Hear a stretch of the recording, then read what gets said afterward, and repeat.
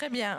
Mes chers collègues, nous commençons nos travaux ce matin par l'audition de Madame Dominique Legulu-Degge, présidente du Collège de la Haute Autorité de Santé, HAS, sur le rapport d'analyse prospective annuelle de la HAS et sur les obligations vaccinales, sujet qui a fait l'objet d'une actualité récente. La présidente est accompagnée de Madame Patricia Minaya Flores, chef du service d'évaluation en santé publique et des vaccins, et de Madame Michèle Morin-Suroca, responsable de la mission en charge du rapport d'analyse prospective. J'indique que cette audition fait l'objet d'une captation vidéo retransmise en direct sur le site du Sénat et qui sera ensuite disponible en vidéo à la demande. Madame la Présidente, c'est la dernière fois que nous vous entendrons en cette qualité, puisque nous procéderons dès la semaine prochaine à l'audition de votre possible successeur, Monsieur Lionel Collet, en application du 5e alinéa de l'article 13 de la Constitution. Et je voulais ici témoigner de la qualité des relations que nous avons entretenues avec vous pendant les années de votre mandat à la tête de la HAS et vous remercier pour tous ces échanges. Je vous propose de commencer cette audition commune en nous présentant le rapport d'analyse prospective annuelle de la Haute Autorité de Santé en évoquant les travaux de la HAS sur la question de l'obligation vaccinale et nous poursuivrons comme de coutume par les questions des commissaires. Madame Legulu-Degge, je vous laisse la parole. Merci beaucoup, Madame la Présidente, et merci de m'accueillir aujourd'hui. En effet, pour ma dernière audition auprès de vous, après quelques années de mandat qui ont été assez particuliers, puisque marqués par une crise sanitaire, les mandats sont de 6 ans à l'HAS. Et donc, voilà, je vais laisser bientôt la place à mon successeur. Et donc, toutes les questions que vous voudrez me poser sur cette institution, je tenterai d'y répondre avant de partir. Alors, en effet, merci de m'accueillir aujourd'hui pour deux sujets qui sont importants. Le sujet de l'analyse, du rapport d'analyse prospective que vous avez confié à la HAS et pour lequel tous les ans je viens vous présenter le résultat. Tous les ans, un peu moins ces dernières années avec le Covid, on a été un petit peu ralenti, mais enfin le thème de l'expertise de cette année est particulièrement concernant puisqu'il s'agit de l'expertise publique en santé en situation de crise. Auparavant, je voulais quand même vous présenter notre dernier avis très récent sur les obligations vaccinales qui concernent les professionnels de santé et plus précisément de la Covid-19. Je sais que cet avis était particulièrement attendu dans les médias et plus largement dans la société, en particulier évidemment l'obligation vis-à-vis du Covid. Mais comme vous le savez, la HAS a été saisie par la Direction générale de la santé pour actualiser l'ensemble des obligations et recommandations vaccinales des professionnels des secteurs sanitaires, médico-social et de la petite enfance. Elle a été également saisie par la Commission des affaires sociales de l'Assemblée nationale pour évaluer la situation épidémiologique ainsi que les connaissances médicales et scientifiques au regard de l'obligation vaccinale dont font l'objet les sapeurs-pompiers professionnels et bénévoles, auxquels nous avons donc évidemment répondu en même temps. Alors, au regard de l'ampleur des travaux, nous avons proposé d'élaborer cet avis en deux temps. Le premier temps a concerné l'analyse des vaccins aujourd'hui obligatoires, qui font donc l'objet d'une obligation vaccinale pour tous ces professionnels aujourd'hui, c'est à savoir les vaccins contre la Covid, mais également la diphtérie, le tétanos, la poliomyélite et l'hépatite B. Et dans un second volet à l'été, seront examinés les vaccins qui sont actuellement recommandés, comme la grippe, l'hépatite A, etc., la coqueluche, etc. Donc, une deuxième partie sera à venir. Ces recommandations, et j'insisterai particulièrement sur ce point, sont rendues sur la base d'éléments strictement médicaux et scientifiques, puisque vous savez que le Conseil consultatif national d'éthique pour les sciences de la vie et de la santé, le CCNE, a parallèlement été saisi par le ministre pour se prononcer sur les questions éthiques, sur l'acceptabilité sociale et sur les conséquences de l'obligation vaccinale ou de sa levée. Nous n'avons donc pas étudié ces considérations qui reviendront au CCNE. Nous sommes limités au champ strictement médical et scientifique. Évidemment, nous avons pris compte des données épidémiologiques, de la couverture vaccinale, de la disponibilité des vaccins et des dernières données d'efficacité. Nous avions publié, je crois que c'était en février, la note de cadrage, c'est-à-dire rendu public les éléments sur lesquels nous allions nous prononcer, les paramètres qui entraient en compte.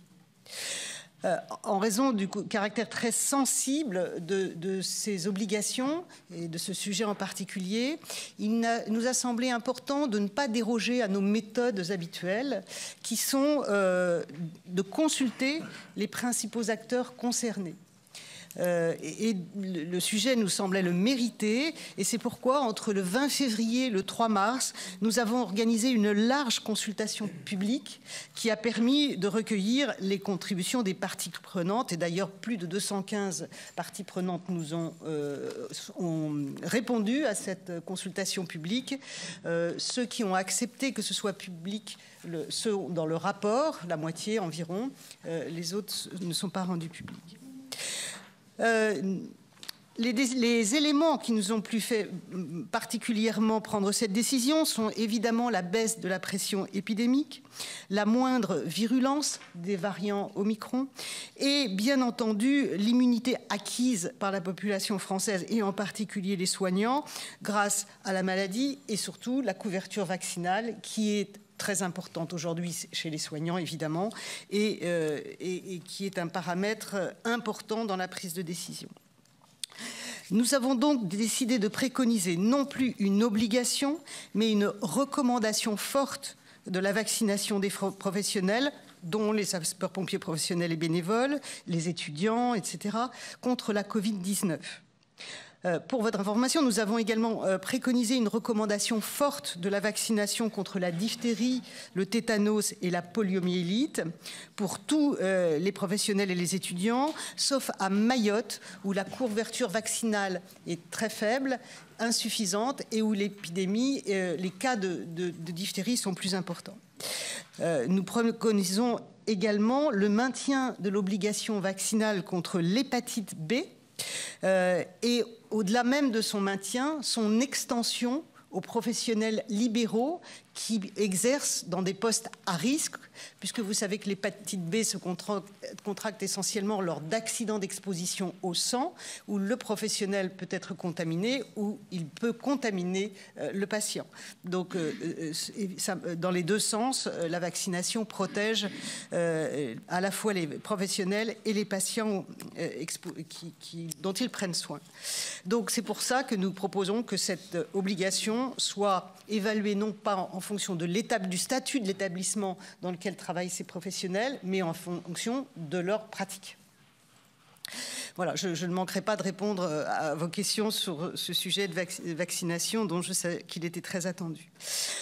Néanmoins, l'objet important de ma présence ici aujourd'hui est la production du rapport d'analyse prospective qui a été retenu pour sa 4e édition par la HAS. Et comme je vous le disais, c'est le thème de l'expertise publique en santé en situation de crise. En effet, la pandémie de Covid-19 a conduit les décideurs à solliciter très largement l'expertise sanitaire pour éclairer des décisions urgentes et souvent inédites, dans un contexte qui était celui qui était d'incertitude très importante, de connaissances qui ont évolué entre quasiment zéro au départ et sont arrivées massivement ensuite.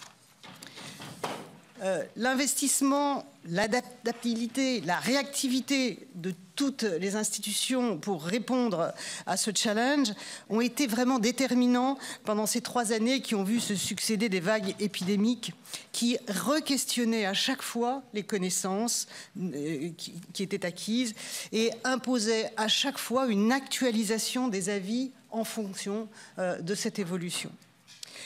Pour notre part, il nous a semblé indispensable de tirer les enseignements de cette mobilisation et de capitaliser sur les acquis afin de mieux se préparer collectivement à faire face aux prochaines crises qui, malheureusement, ne manqueront pas de survenir. C'est pourquoi nous avons souhaité contribuer à cette réflexion avec ce rapport d'analyse prospective qui, outre des recommandations générales, nous engage également pour nous-mêmes à l'HAS. Alors, je tiens à préciser en premier lieu que ce rapport n'a pas pour objet la gestion de la crise et une analyse de la gestion de la crise, mais bien de l'expertise et de sa mobilisation en situation de crise. Comment avons-nous élaboré ce rapport? La HAS s'est fondée, comme d'habitude, sur toutes les données disponibles publiées, mais elle a également auditionné plus de 80 acteurs particulièrement mobilisés pendant la pandémie. Toutes les institutions, les têtes des institutions, des conseils, etc., les scientifiques, bref, de très nombreux acteurs qui, c'est très important à souligner, ont accueilli extrêmement positivement la démarche et la spontanéité de leurs propos, qui constitue d'ailleurs toute la richesse de ces entretiens, en témoigne. Chacun était soucieux de revenir et de faire un retour d'expérience sur cette période particulièrement difficile où les décisions et les avis étaient particulièrement difficiles à prendre.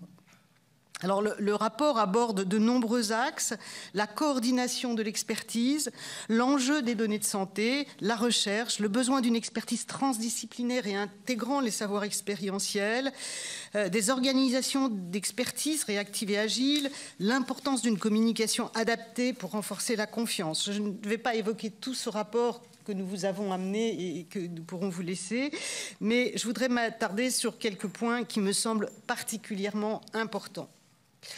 D'abord, je soulignerai l'importance des principes fondamentaux de l'expertise.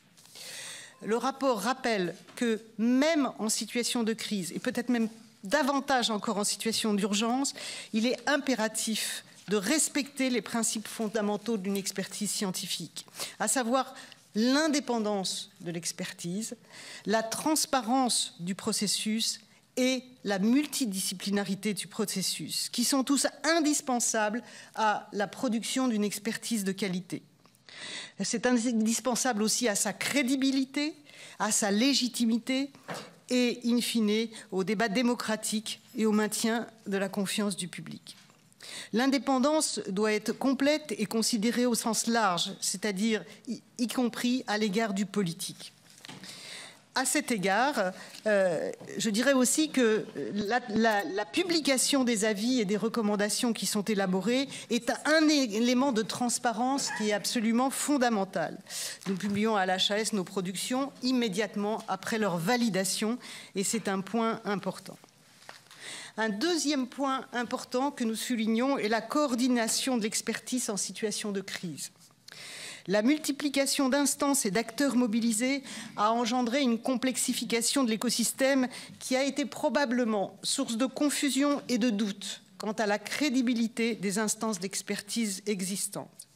La mise en place d'une coordination centralisée en situation de crise doit viser à mobiliser les instances d'expertise de façon cohérente et complémentaire, à éviter les redondances constatées et gagner en lisibilité auprès du public et des professionnels de santé.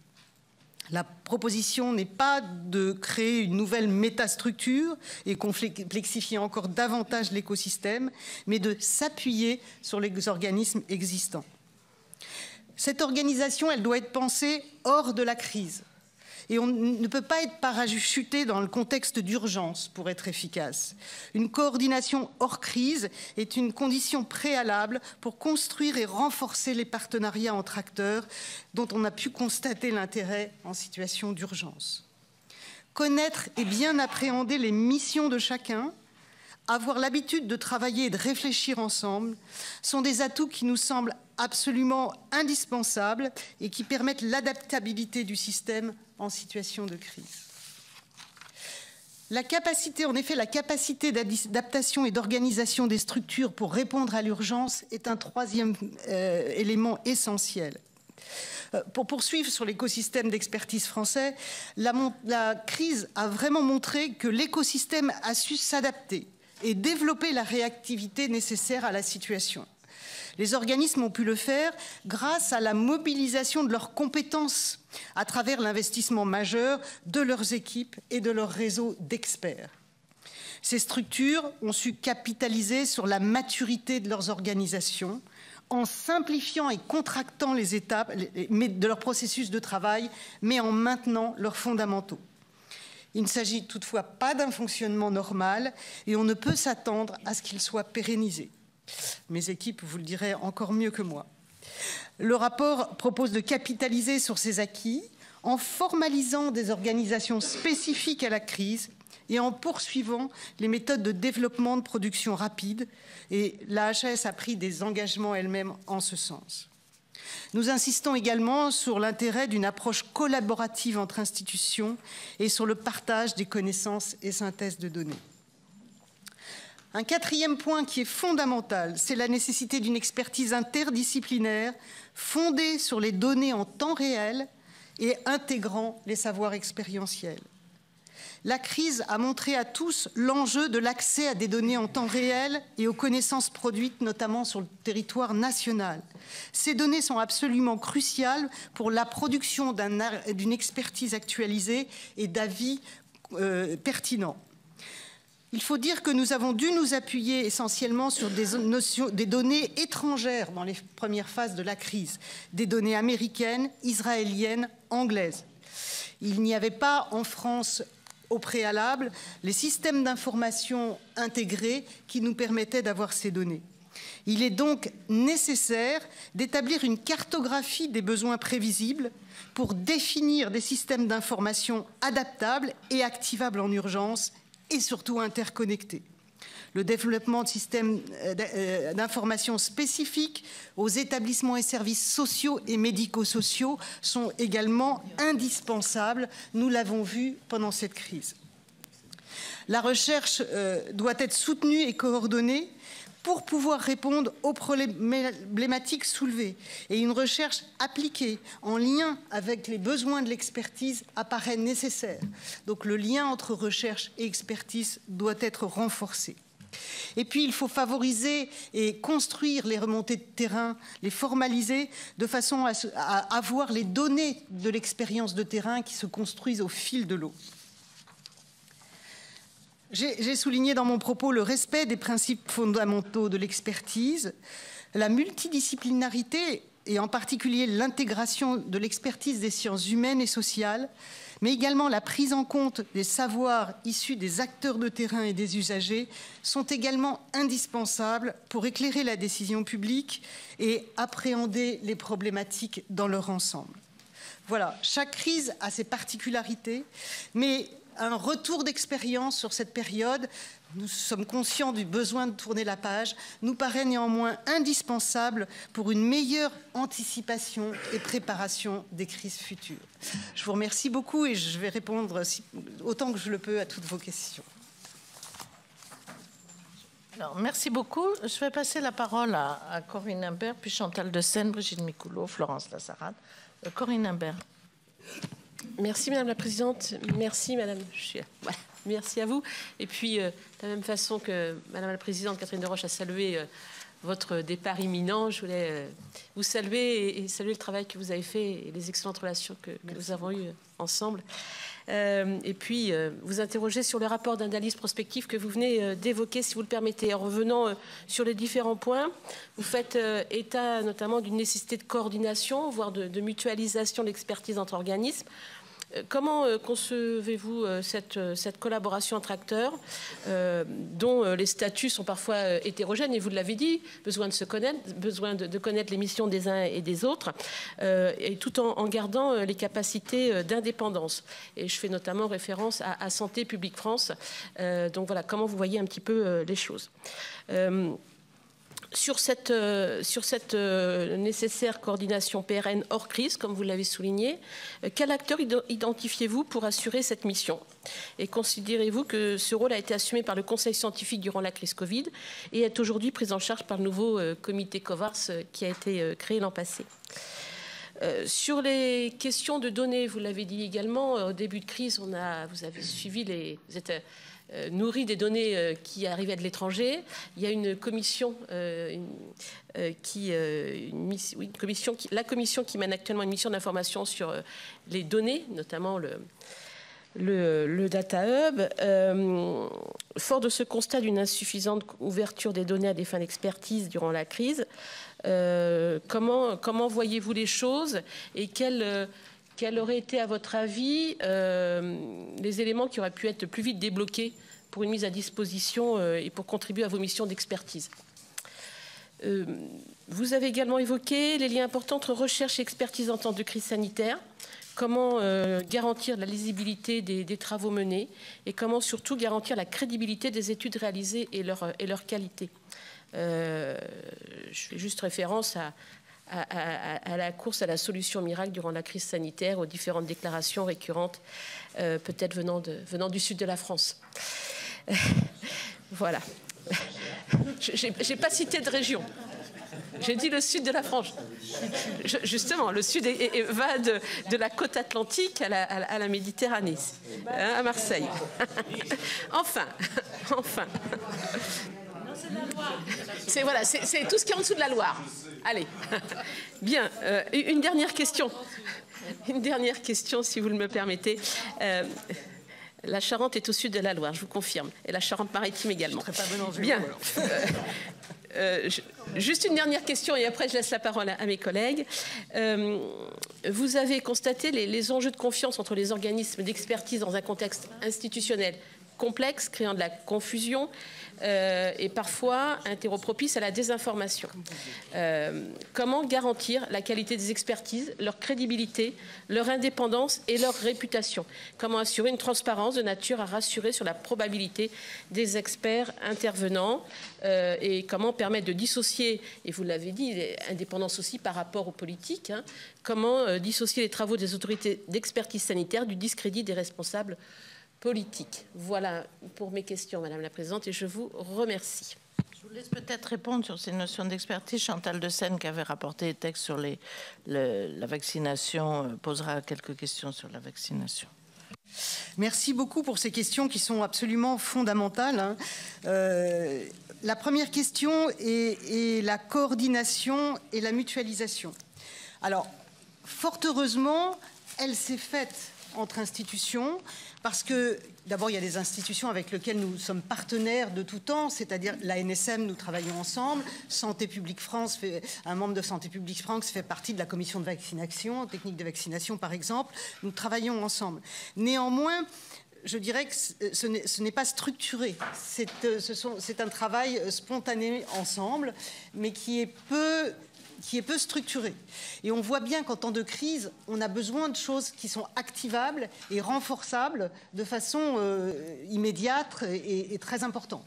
Donc, je crois qu'il serait important de prendre le temps, même si tout le monde a envie de passer à autre chose, de ce retour d'expérience pour savoir comment établir cette coordination en temps hors crise, et puis de la prévoir en temps de crise.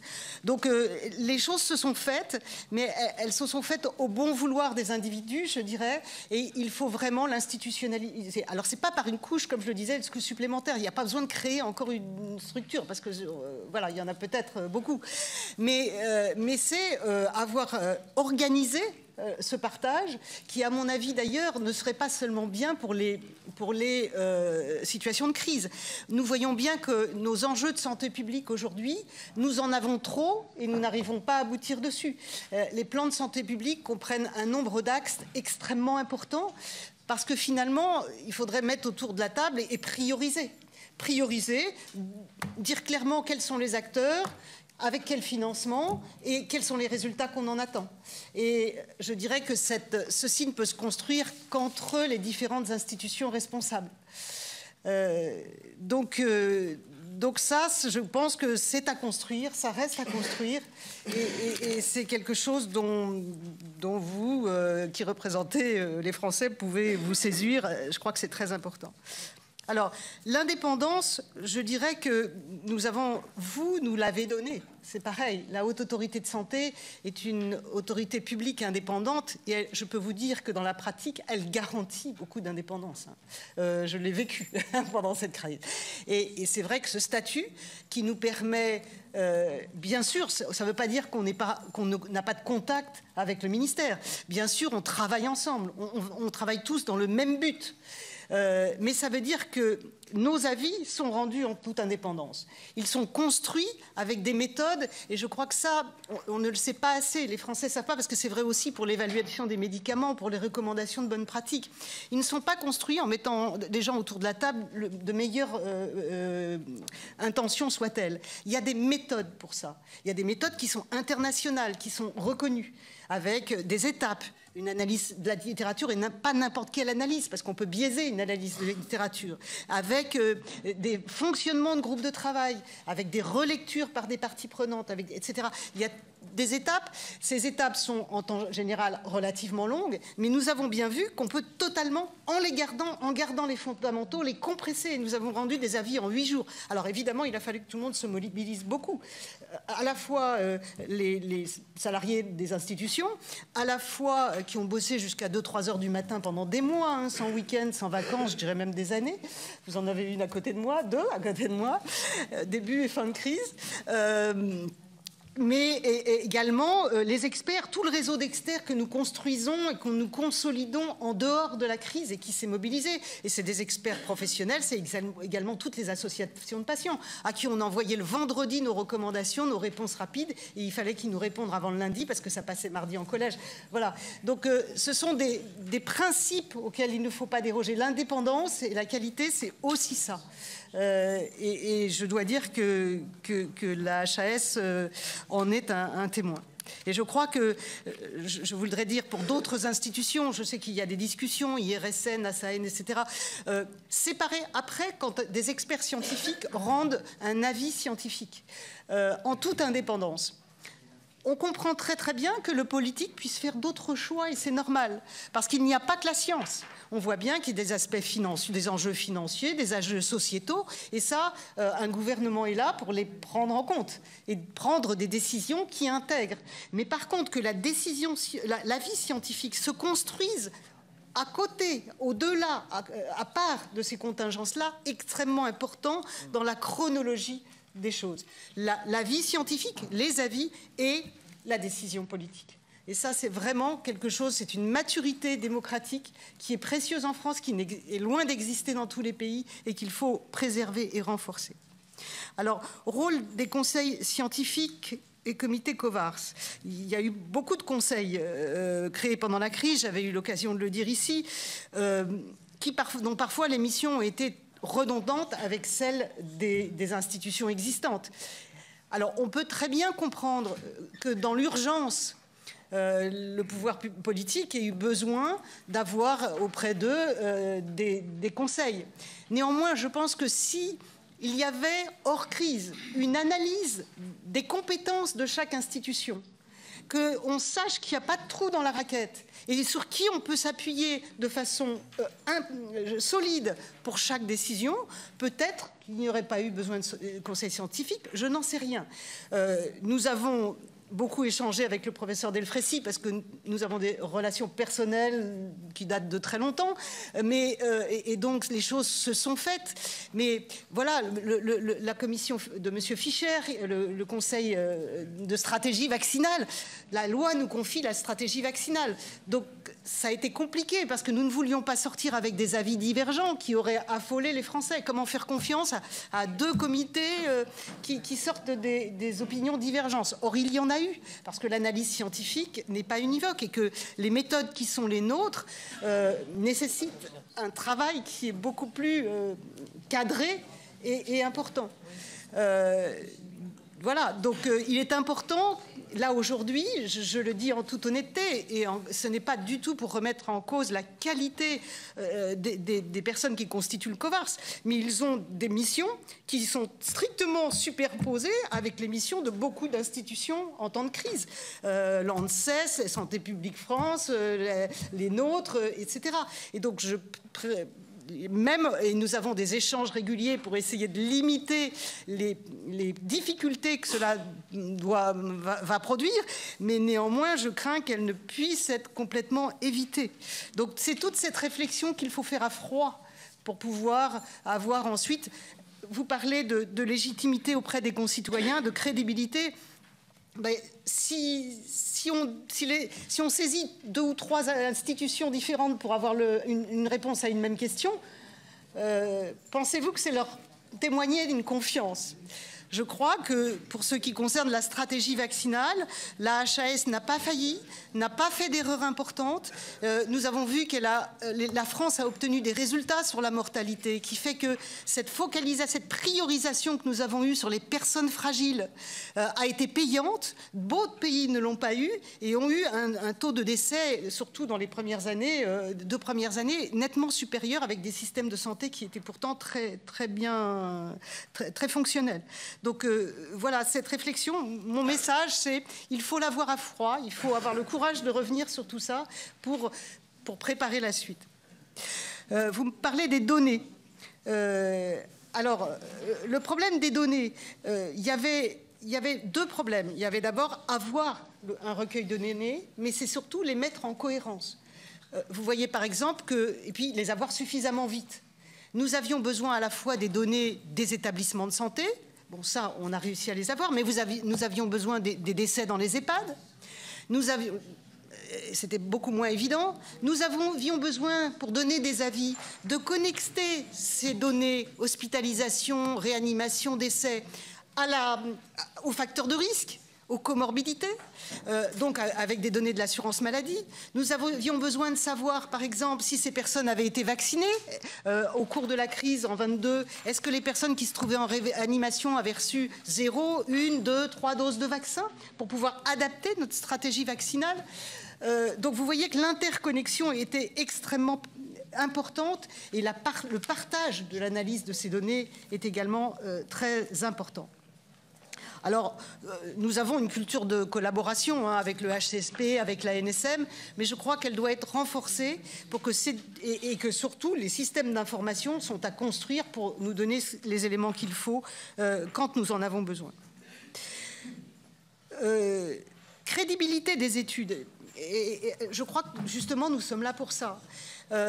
Un organisme indépendant, et je pourrais revenir et répondre à des questions sur les médicaments innovants, par exemple, parce que c'est très important que vous compreniez comment on fonctionne et que les citoyens comprennent.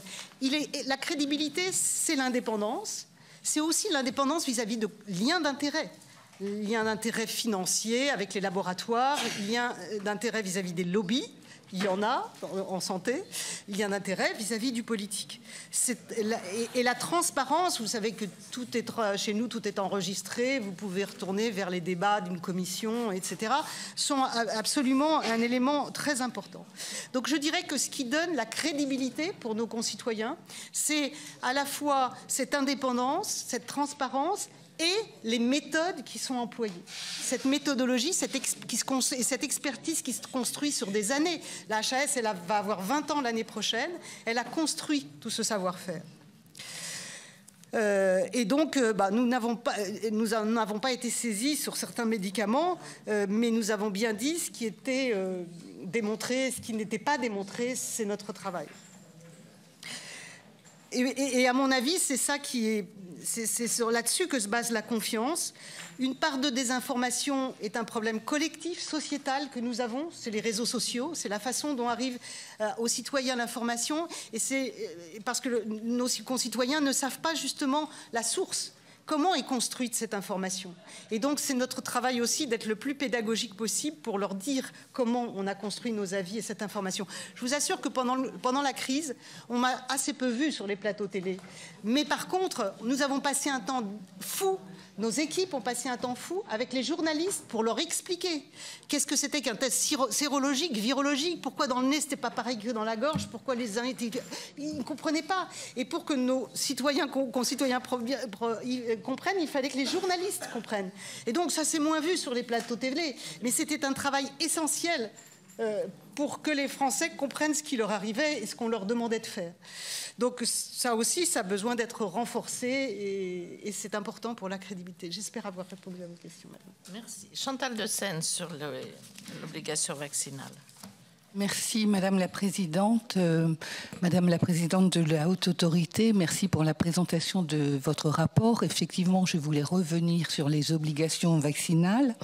Et ne craignez-vous pas que la levée de l'obligation vaccinale contre le Covid ne brouille le message et que votre avis soit retenu comme une inutilité de la politique vaccinale.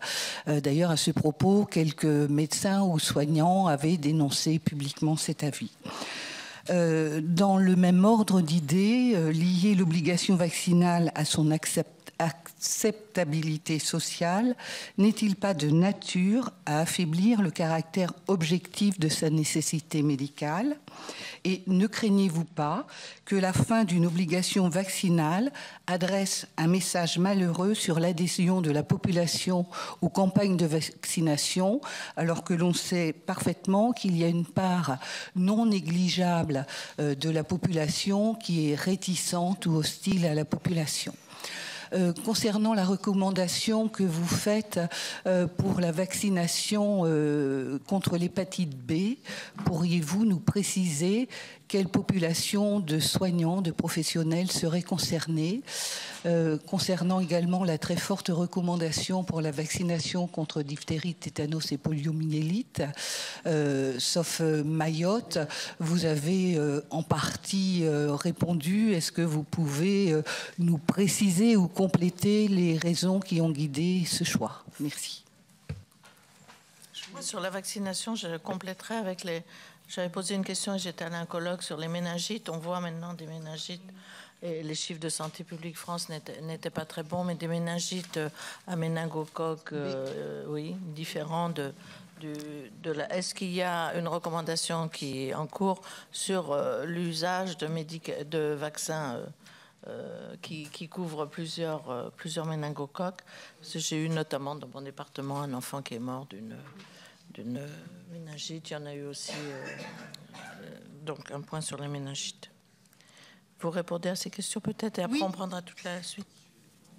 Alors, ça a été une vraie préoccupation de ne pas brouiller le message vaccinal. D'abord, je tiens à affirmer haut et fort, et je l'ai dit lors de la conférence de presse, le fait de nous adapter à l'épidémiologie aujourd'hui, en recommandant une recommandation forte pour les professionnels et non une obligation, c'est ce que nous avons fait depuis le début de la crise, c'est-à-dire nous adapter à l'épidémie, à la pression épidémique, aux variants, à leur gravité, etc.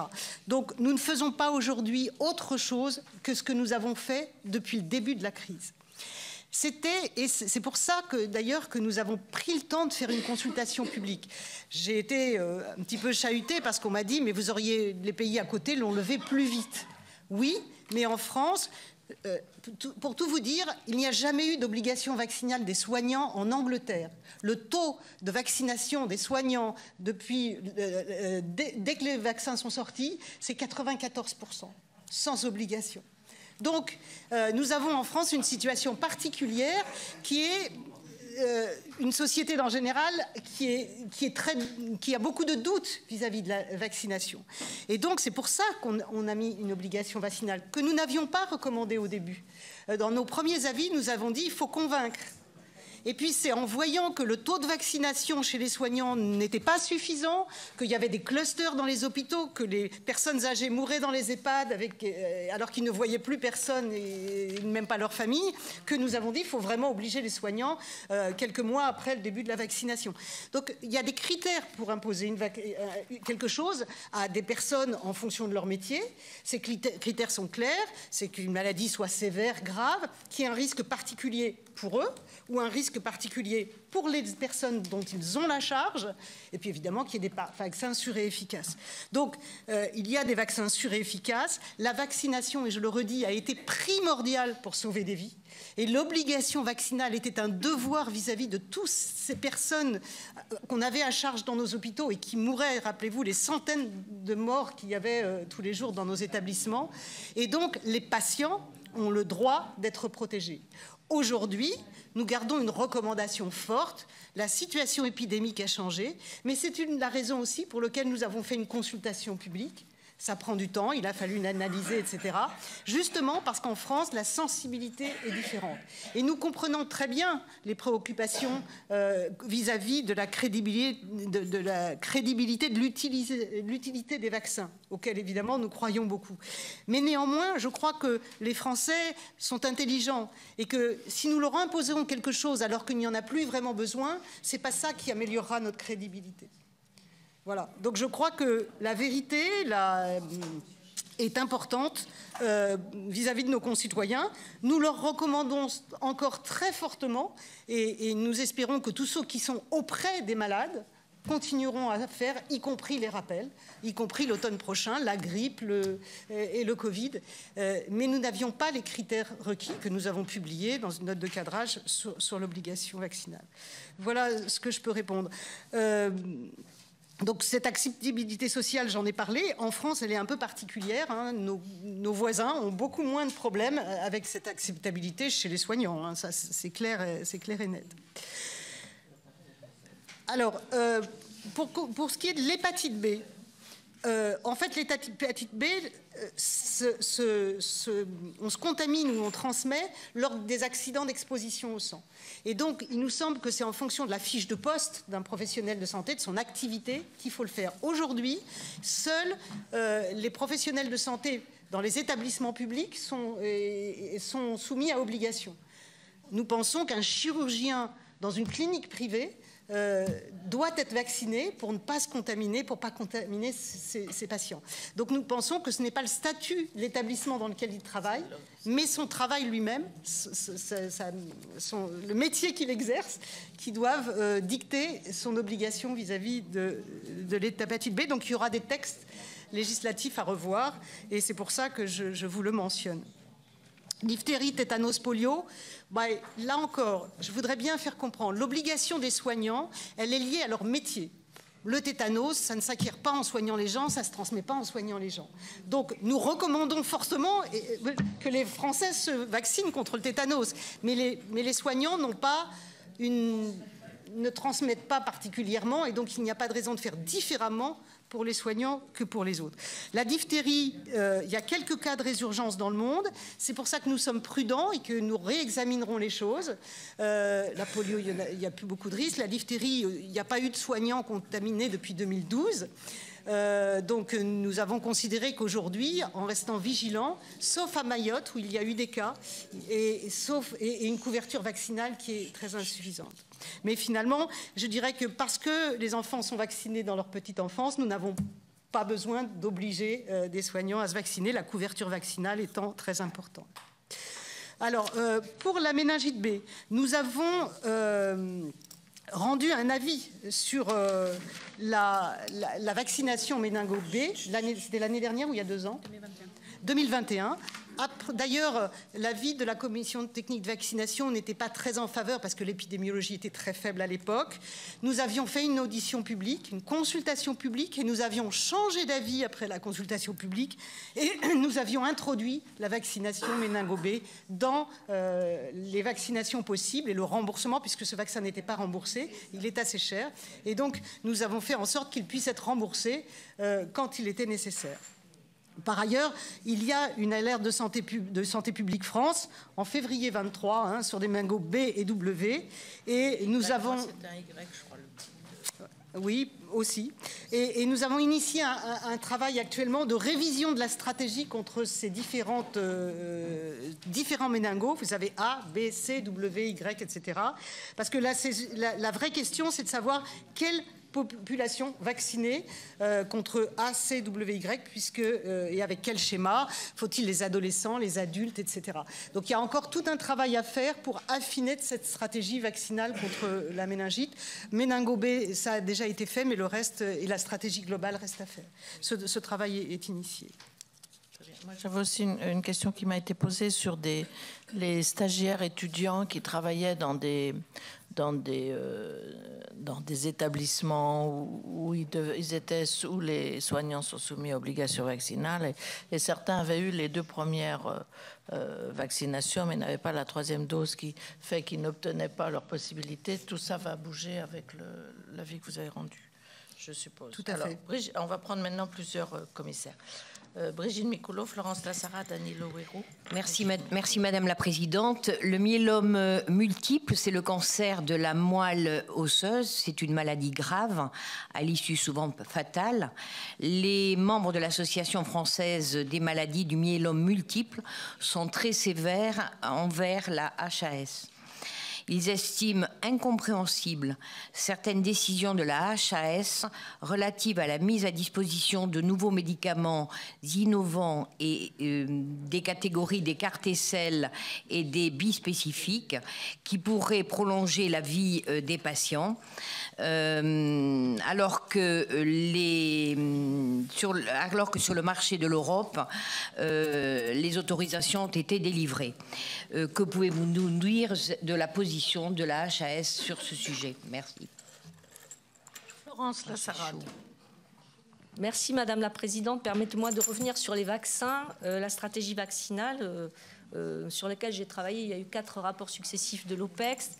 Le premier en novembre 2020, dont il avait précisé l'intérêt de la vaccination des soignants, ce qui n'était pas encore retenu, et le fait que le vaccin ne protégeait pas complètement de la transmission, où là il y a eu, je pense, un péché originel de mauvaise communication en expliquant que le vaccin, ça garantissait la non-transmission. Donc je pense qu'il y a peut-être eu là aussi un petit rapport sur la confiance qu'on pouvait avoir dans la vaccination. Comme pédiatre, moi j'ai connu il y a 20 ans l'époque où le personnel de maternité refusait systématiquement de se vacciner contre la coqueluche. Et le refuse encore. C'est-à-dire qu'un nouveau-né qui attrape la coqueluche meurt, a besoin d'une assistance respiratoire. C'est une maladie extrêmement dangereuse. Donc, sur cette frange de nouveau-nés, ce n'était pas la majorité du pays, mais personne ne s'est vraiment inquiété de savoir pourquoi les soignants ne se vaccinaient pas. Ça remonte à il y a 20 ans. En 2018, nous avons avec Cédric Villani également fait un rapport à propos de l'obligation vaccinale des nourrissons sur l'hésitation vaccinale. On n'était pas encore en épidémie, mais déjà on avait identifié ce qui dans la population faisait qu'on adhérait au vaccin ou pas. Néanmoins, la vaccination du nourrisson a été acceptée. Est-ce que c'est plus facile chez un enfant parce que ce n'est pas lui qui décide? Je n'en sais rien. Mais en tout cas, la vaccination, et Catherine Deroche a parlé du méningocoque, on a mis longtemps à envisager le remboursement du méningocoque B. Et je voudrais savoir si actuellement il est automatiquement remboursé ou si c'est à la carte. On a également le problème du papillomavirus qui est passé complètement... C'est le seul vaccin qui existe contre le cancer actuellement. L'hépatite B peut-être aussi. C'est complètement passé à la trappe.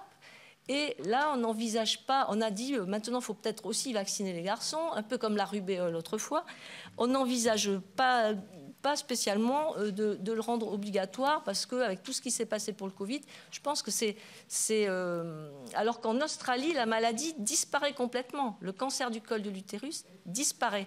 Donc, est-ce qu'il ne faut pas mettre le paquet justement sur ces vaccins constants? Actuellement, le vaccin anti-Covid, bon, on sait qu'il couvre plus franchement les formes à venir, où on a une immunité de la population, mais l'intérêt du vaccin actuellement n'est pas énorme. Pas plus que vacciner la population soignante contre le coronavirus, ça pose aussi le problème de l'obligation de la vaccination contre la grippe, puisque les personnes âgées qui décèdent de la grippe sont nombreuses. Voilà, donc il y a tout un sujet sur les vaccinations. Et je vais venir sur un autre terrain. La maladie d'Alzheimer peut bénéficier d'un traitement actuellement qui est expérimental, mais qui apparemment, avec 2 injections par mois au coût de 2 000 € par mois, peut faire espérer... si c'est pris très tôt dans l'évolution de la maladie, peut faire espérer un progrès énorme. Or, en France, on n'est pas tellement appétant peut-être de ce sujet, peut-être parce que ça va coûter cher et qu'il faudra une infirmière 2 fois par mois pour faire l'injection. Qu'en pensez-vous? Bien. Annie, beaucoup de questions. Annie Le Houerou. Merci Madame la Présidente. Alors je suis membre de la MEX, la mission d'évaluation des comptes de la sécurité sociale, et avec Madame la rapporteure générale Elisabeth Doineau, nous évaluons les organismes ou fonds financés par des régimes obligatoires de base. Ce sont des établissements qui concourent aux missions de sécurité sociale et qui reçoivent une subvention pérenne d'un ou de plusieurs régimes obligatoires de base de sécurité sociale. Donc la Haute Autorité de Santé fait partie de ces établissements subventionnés par la branche maladie. Alors ma question est un peu annexe à l'audition d'aujourd'hui sur le rapport d'expertise d'analyse prospective ou sur les obligations vaccinales, mais elle reste pour autant en lien étroit, et vos propos préalables l'ont démontré. Alors, elle nous intéresse particulièrement dans le cadre de notre mission d'information. C'est une question plutôt rétrospective au moment où vous quittez vos fonctions.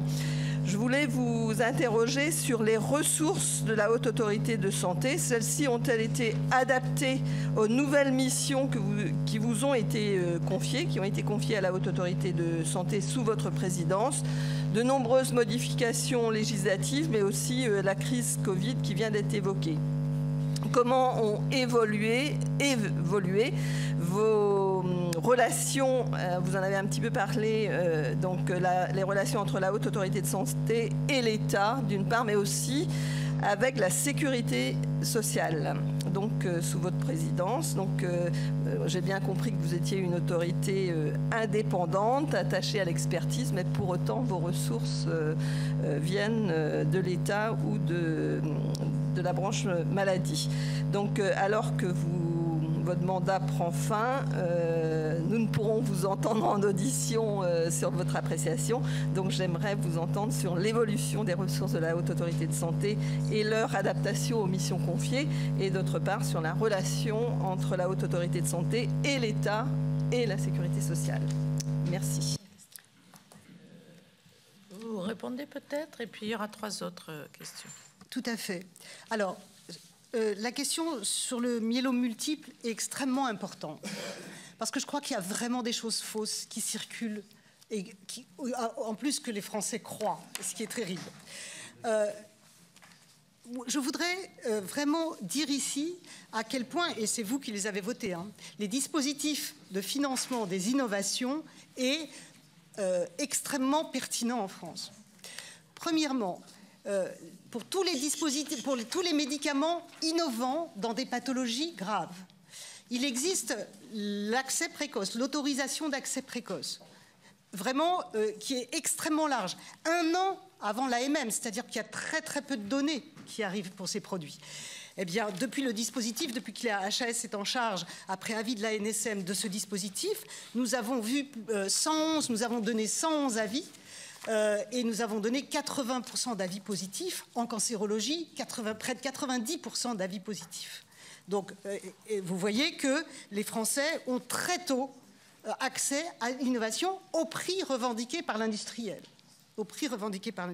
Ensuite, une fois que on passe dans le système, je dirais, de droit commun, de remboursement habituel, je précise aussi que pour les accès précoces, le délai moyen de rendu des décisions est de 68 jours.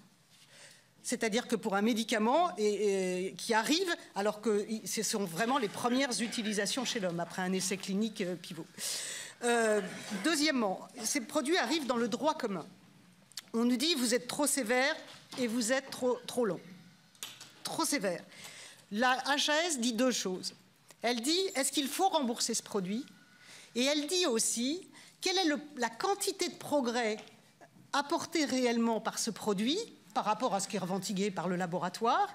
Et ça va servir au CEPS et au ministère pour fixer les prix, pour dire combien la collectivité veut payer en plus ces médicaments. Je signale quand même que ces innovations arrivent à des prix extrêmement chers revendiqués par les laboratoires. Et donc, il nous appartient de donner un niveau de progrès pour justifier du prix qui va être négocié avec le...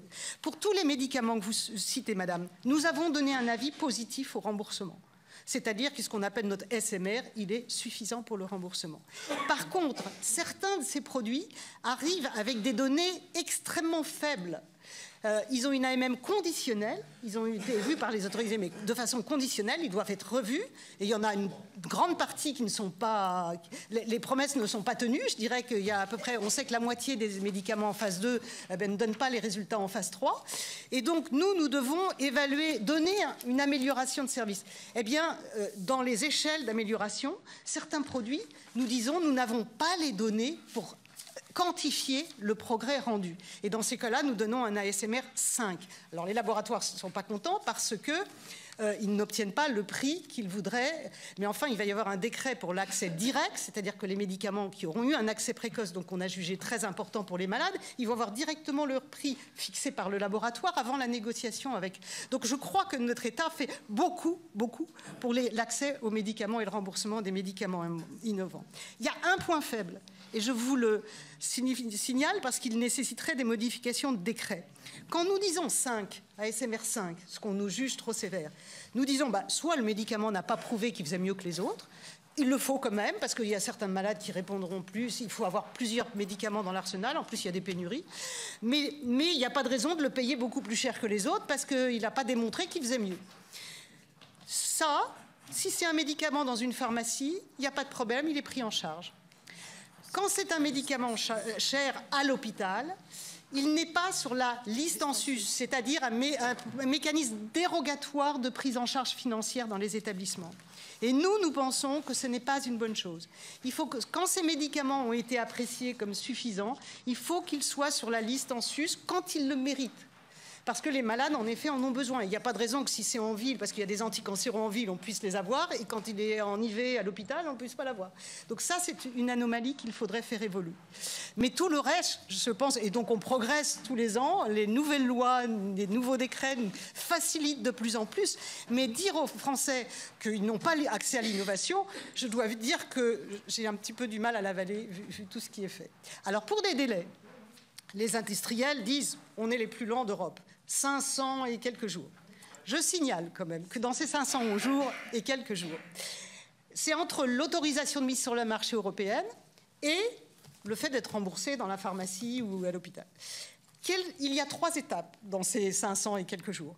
Il y a le temps que le laboratoire dépose son dossier chez nous. 110 jours. Bon, sur ces 500 et quelques. Ça appartient au laboratoire. Il y a ensuite la partie chez nous, entre 90 et 110 jours, selon les années, et le nombre de dossiers à traiter. Et les ressources, nous y reviendrons, ça me fera répondre à votre question.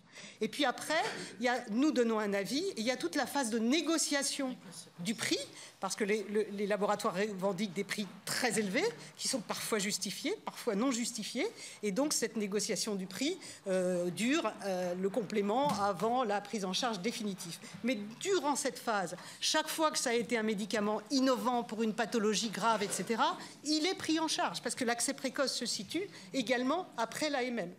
Donc, dans l'intervalle, pour tous les médicaments indispensables, ils sont pris en charge. Mais vous voyez que dans ces 500 et quelques jours que brandissent les laboratoires, il y en a une part qui est chez eux, une part qui est chez nous, mais là, nous n'avons vraiment pas à rougir par rapport aux Allemands, par exemple, et une part qui est la négociation de prix à deux entre le CEPS et l'industriel. Donc, je tiens à remettre ça au clair, chacun sa part de responsabilité. Nous avons la nôtre. Elle est au milieu pour donner une appréciation sur le produit. Alors, on peut essayer d'aller plus vite, mais vous nous faites l'honneur de nous confier des missions supplémentaires tous les ans, et je m'en réjouis parce que ça veut dire que vous nous faites confiance. Nous avons eu beaucoup de nouvelles missions ces dernières années. Nous évaluons le numérique, nous sommes en train de travailler beaucoup. Les accès précoces a été un appel d'air énorme pour les industriels. Dans les autres domaines également, nous avons bâti tout un dispositif d'évaluation des services et établissements sociaux et médico-sociaux, etc. Donc je ne vais pas vous faire ma fiche de départ et le bilan, mais nous avons beaucoup de missions. Si je regarde les effectifs de la HAS à sa création et maintenant, nous avons le même effectif. Nous avons eu l'intégration de la NESP, mais qui a eu des baisses, des hausses, des baisses, nous avons le même effectif, avec toutes les missions supplémentaires que nous avons. Nous n'avons pas eu d'effectifs supplémentaires pendant la crise sanitaire. Pas un. demandé à mes collègues, on a redistribué, on a priorisé, mais il n'y a pas eu un effectif supplémentaire depuis. Donc, eh bien, comme nous sommes dans une période extraordinaire pour l'avancée des innovations, que ce soit les médicaments, les dispositifs, le numérique, eh bien, nous faisons avec un nombre de dossiers qui augmente sans arrêt et les mêmes effectifs. Donc, nous faisons au mieux, mais il y a aussi des contraintes qui sont inhérentes aux ressources humaines d'un établissement. Donc voilà ce que je voulais dire pour ce qui est de l'accès à l'innovation, parce que ça me semble vraiment important de rectifier la vérité. Pour ce qui est des ressources de la HAS, je dois vous dire que je laisse une situation qui n'est pas du tout bonne. Et je vais vous expliquer pourquoi. D'abord, nous sommes sur deux lois différentes, une loi pour les effectifs et une autre loi pour les finances, ce qui n'est pas toujours simple. Et les effectifs, je vous ai dit ce qu'il en est. Pour ce qui est des finances, il y a une quinzaine d'années maintenant, avant, la HAS touchait des redevances des industriels quand elle examinait les dossiers. Avait constitué, du coup, un fonds de roulement qui était excessif. Et dans une bonne gestion de finances publiques, il a été normalement décidé de diminuer le budget de l'HAS pour écluser ce fonds de roulement. Et donc, c'est un budget d'environ 70 millions, je ne vous dirai pas 1 million près, mais il a été baissé de 15 millions pour épuiser ce fonds de roulement. Donc, il est passé de 70 à 55. Il a encore été baissé de 2 millions en 2021 ou 2022, en pleine crise. Nous ne savons pas pourquoi. Puis encore 1,5 million, voilà. Donc, notre budget, il est de 17,5 millions de moins qu'il n'était au départ, avec l'émission et l'inflation. Je ne vous dis pas, ce n'est même pas actualisé. Hein, c'est tout ça, c'est au départ. Donc là, nous avons complètement épuisé notre fonds de roulement. Et l'année prochaine, nous sommes en déficit de 17 ou 18 millions. Donc il vous appartiendra de juger des ressources qu'il faut accorder à la haute autorité de santé. Je dis très clairement que l'argent a été vraiment géré avec parcimonie. Je parle d'une restitution de ce qui a été enlevé il y a 15 ans. Je ne parle pas d'alimenter les missions supplémentaires qui lui ont été confiées. Par contre, je le dis clairement, au niveau des effectifs, nous n'y arriverons pas avec ce qu'on a. Les vaccins arrivent en masse, les nouveaux médicaments aussi. On a besoin d'évaluer, on a besoin de pertinence, de recommandations. La science évolue à un rythme tel qu'il faut réactualiser les recommandations. Voilà. Nous n'arriverons pas à fournir davantage que nous faisons aujourd'hui. Et pourtant, croyez que les salariés de la HAS sont extrêmement motivés et investis. Voilà, je crois que j'ai tout répondu. HPV, non, il y a quelques vaccins quand même. Coqueluche. Alors la coqueluche est dans la deuxième partie des vaccins recommandés dont nous allons sortir l'avis en juillet. Et il est clair que je ne peux pas vous dire aujourd'hui si une obligation vaccinale pour certains soignants de la petite enfance sera retenue ou pas, mais c'est examiné. Deuxièmement, nous ne sommes pas restés inertes vis-à-vis de la coqueluche. Nous avons rendu, cette année ou l'année dernière, 2022, un avis sur la vaccination des femmes enceintes pour protéger les petits. Vous savez qu'on vaccine les petits à 3 mois, à partir de 3 mois, et que dans l'intervalle, c'est les tout petits qui font surtout des coqueluches. Et donc nous avons proposé une stratégie vaccinale pour les femmes enceintes au dernier trimestre ou après l'accouchement, de façon à avoir cette stratégie de cocooning, comme nous disons, c'est-à-dire de protéger les petits grâce à la vaccination des femmes enceintes. Donc voilà, nous continuons à travailler sur la coqueluche. Pour le HPV, il y a longtemps que nous avons recommandé la vaccination des filles, malheureusement. Nous avons nous avons préconisé la vaccination des garçons en 2019. Bon, après, il y a eu la crise Covid, mais je crois que des décisions ont été annoncées récemment pour faciliter vraiment cette vaccination HPV des adolescents et augmenter, sans la rendre obligatoire, mais si la couverture vaccinale n'est pas suffisante, il faudra peut-être refaire une analyse, une consultation publique pour voir s'il faut ou pas la rendre obligatoire. Aujourd'hui, elle est en tout cas fortement recommandée, et vous avez raison, madame, c'est susceptible de quasi éradiquer certains cancers, et quand même, c'est vraiment dommage de s'en passer.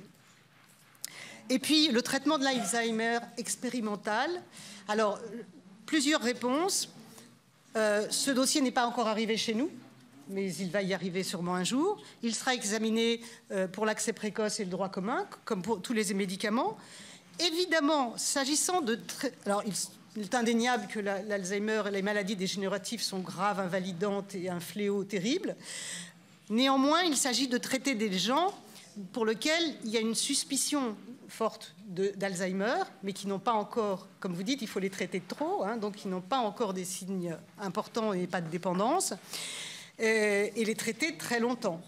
Donc évidemment, et ces médicaments ont des effets secondaires également. Donc il faudra que nous pesions avec beaucoup de précautions les effets secondaires susceptibles d'arriver pendant ce laps de temps très long, ce d'autant qu'on sait que certains patients peuvent avoir des éléments en faveur de cette maladie et ne jamais la développer. Donc, donc il faudra aussi savoir exactement qui serait susceptible d'en bénéficier suffisamment. Donc ce sera un dossier compliqué sur lequel nous ne sommes pas encore penchés, mais qu'il faudra analyser avec la NSM sur le rapport bénéfice-risque et l'intérêt de traiter pendant très longtemps des personnes qui n'ont encore pas la maladie déclarée. Voilà ce que je voulais vous dire, mais comme les autres maladies, comme les autres médicaments et innovations de maladies graves, pour les maladies graves, nous les examinerons avec les dispositifs qui existent. Michèle Meunier. Merci Madame la Présidente. Moi, je voudrais revenir sur les aspects de légitimité et de crédibilité qui ont été soulevés par Corinne Imbert dès le départ. Dans votre rapport d'analyse, Madame la Présidente, vous préconisez notamment, pour crédibiliser la qualité de l'expertise, de mettre en place une communication efficace dans un langage accessible et de développer une culture scientifique et technique pour le plus grand public. Donc moi, je voudrais prendre exemple à partir d'un sujet qui aujourd'hui est à l'honneur, si je puis dire, puisqu'on est le 5 avril et c'est la journée nationale de sensibilisation au syndrome du bébé secoué, pour vous interroger sur la stratégie face au discours dénialiste, ceux et celles qui dénient. L'exemple que je prends est tout à fait parlant puisque votre autorité a, dès 2011, émis des fiches tout à fait intéressantes. J'invite mes collègues qui s'intéressent au sujet d'aller sur le site. Donc 2011, vous avez ensuite en 2017 réactualisé et il y a depuis 2019 une nouvelle communication qui rappelle la méthodologie scientifique et qui dit même que contester ces recommandations, c'est se tromper de sujet. Là, je cite le texte de la Haute Autorité de Santé. Mais ça n'empêche pas, sur le terrain, d'avoir des attaques en règle par des groupes donc dénialistes dans le déni du consensus scientifique, justement, et qui parfois, à grand renfort de procédures judiciaires, traînent notamment les services de PMI, mais pas que, dans des situations inextricables. Donc je voulais savoir, Madame la Présidente, quelle position la Haute Autorité adopte-t-elle lorsque ces avis, ces recommandations et les fiches que vous faites sont ainsi remises en cause, et comment vous aidez le grand public à voir et à démêler le vrai du faux. Et selon vous, quels moyens faudrait-il mobiliser pour crédibiliser votre expertise et décrédibiliser le discours des pseudo-sachants, pseudo-experts? Comment pouvons-nous tous mieux éduquer à l'information scientifique? Merci. Victoire Jasmin. Merci Madame la Présidente. Je voudrais, au moment où je parle, je sais que vous n'êtes pas directement concerné, mais le ministère de la Santé et de la Prévention porte un nom, c'est aussi la prévention. Donc, dans le droit fil de ce qui vient d'être dit, dans un premier temps, je dirais, mais pourquoi ne pas axer davantage, même si vous partez, il y a la continuité effectivement de l'activité qui se fera, la prévention, parce que la prévention avec des personnes qui sont, je dirais, entre guillemets, des sachants, en tout cas des experts, pourrait permettre qu'il y ait une communication adaptée avec des personnes qui maîtrisent certains sujets au lieu que d'utiliser des éléments de langage de cabinet conseil. Ça, c'est la première chose. La deuxième chose, c'est que nous sommes aujourd'hui confrontés à des maladies émergentes avec des virus et des bactéries émergentes. on a trouvé récemment encore, il y a une quinzaine de jours, enfin bon, ça a été publié, de nouvelles bactéries. Donc, nous sommes confrontés de toute façon à des situations environnementales qui vont permettre de plus en plus que nous soyons dans des situations, quelquefois de crise, comme nous l'avons connu. Donc, est-ce qu'il ne serait pas pertinent, d'ores et déjà, de mieux travailler avec l'ensemble des acteurs, parce que vous l'avez bien dit, plusieurs acteurs, en fait, il y a des personnes ressources, certes, mais qui ont des missions qui se croisent. Et là, on a vu, justement, il y a eu création, en plus, de nouvelles structures face à la crise. Donc, est-ce qu'il ne serait pas important, maintenant qu'on est dans une phase descendante par rapport au Covid, mais qu'il y aura de toute façon de nouvelles crises, pourquoi ne pas travailler et préparer, justement, une continuité de l'activité, mais avec des experts de tous bords, qui pourraient se préparer et permettre également d'identifier les vrais experts, parce que les experts de plateau ou les experts ponctuels, vous avez parlé des réseaux sociaux, donc il faudrait peut-être qu'il y ait une maîtrise de tout cela en amont pour éviter justement tous les événements que vous avez cités tout à l'heure. La dernière chose, c'est l'étude. Les études, alors concernant la recherche et l'innovation, vous avez évoqué cela. Alors, deux choses. Est-ce qu'il faudrait pas, justement, au moment où vous partez, mais dans les préconisations que vous allez sans doute faire, profiter pour faire de la recherche sur la cinétique vaccinale? Parce que, bon, des personnes ont eu 1, 2, 3 doses, enfin, je ne sais plus combien de doses, mais en tout cas, voir l'efficacité, mais pour qu'il y ait des publications et pour inciter. Et la dernière chose, c'est que vous avez évoqué, et là, une des collègues vous avez parlé de l'hépatite B, et une de nos collègues a parlé également de l'hépatite. Il y a un travail qui se fait déjà avec les médecins du travail. Alors peut-être qu'il faudrait renforcer, mais quand ce vaccin est sorti, les médecins du travail, et la plupart des médecins du travail qui s'occupent des professionnels de santé, font déjà, pour les professionnels concernés et les plus ciblés, le diagnostic biologique, avant même quelquefois de les vacciner, et en fonction du taux d'anticorps, s'ils en ont, ils font ou ils ne font pas, donc ils préconisent. Donc moi, est-ce qu'il ne faut pas, pour être plus efficient et efficace, continuer, inciter les médecins du travail, parce qu'ils connaissent les professionnels qui sont les plus concernés que d'autres. Et la dernière chose, je crois également qu'il faut que les équipements de sécurité pour les professionnels de santé soient une priorité dans les établissements. Parce que très souvent, il y a des ruptures de stock. Et on a parlé de la méningite, il y a les pneumocoques, il y a un certain nombre de... Et maintenant, on voit réapparaître le bacillocoque à certains endroits en fonction de la promiscuité qu'il y a. Eh bien, je crois que les équipements de sécurité devraient être une des priorités pour les établissements, que ce soit privés ou publics, pour protéger les professionnels. Donc là, ce sont quelques éléments que je voudrais apporter. Et l'influence des cabinets conseils, on l'a vu, donc qui construisent des éléments de langage. Là, je crois que ce serait à proscrire et à privilégier surtout les professionnels compétents et experts. Merci. Bernard Jomier, ensuite Émilienne Poumirol. Merci, Madame la Présidente. D'abord, je voudrais vous remercier, Madame la Présidente, pour votre long engagement et le travail que vous avez fourni alors que vous terminez votre mandat. Puis je note la liberté de ton que vous avez en fin de mandat.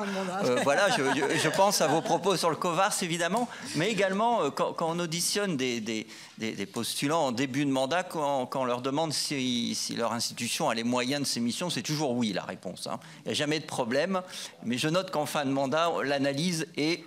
on va dire, voilà, un peu tempéré. Voilà. Donc, mais c'était pas à votre mandat que je faisais référence, c'est à l'ensemble. On verra votre potentiel successeur très bientôt. On verra ce qu'il nous dira sur ce sujet-là. Voilà. Alors, je voudrais revenir sur le rapport sur les obligations et les recommandations vaccinales, parce que ce rapport, quand même, vous l'avez introduit en disant qu'il reposait sur des éléments strictement médicaux et scientifiques. Et moi, je l'ai lu dans le détail avec beaucoup d'intérêt, et je vous remercie de ce travail. Mais non, il ne repose pas sur des éléments strictement médicaux et scientifiques. Je vais prendre un seul exemple. Il porte aussi des éléments de contexte. Et d'ailleurs, c'est pragmatique. Ah oui, mais quand, par exemple, vous analysez la disponibilité, les types de vaccins, les types de formulations mises sur le marché par l'industrie pharmaceutique, ce n'est pas un élément scientifique, c'est un élément pragmatique, de contexte. que vous intégrez dans votre décision. Je ne cite que celui-là, mais tout au long de votre exposé oral, vous avez d'ailleurs fait référence à beaucoup d'éléments de contexte. Vous avez comparé avec, par exemple, la culture des Britanniques, etc. etc. Et d'ailleurs, votre rapport, et il faut le saluer, sur les différentes recommandations, utilise à chaque fois la mention sans préjuger de l'avis du CCNE, ce qui le replace bien là. Bon. Mais donc, je tiens à le dire parce que la Haute Autorité de Santé, si elle publie un rapport fondé uniquement sur des éléments médicaux et scientifiques, à ce moment-là, doit écarter les éléments de contexte. Et si elle inclut les éléments de contexte, elle doit inclure l'ensemble des éléments de contexte. Et je vais prendre un autre exemple qui est fondamental. C'est la distinction obligation-recommandation forte. On peut prononcer le fort avec beaucoup de volonté. La réalité, c'est que la recommandation forte, je prends le métro tous les jours, d'y porter le masque, c'est 10 à 15% des personnes. L'obligation, c'est plus de 95%.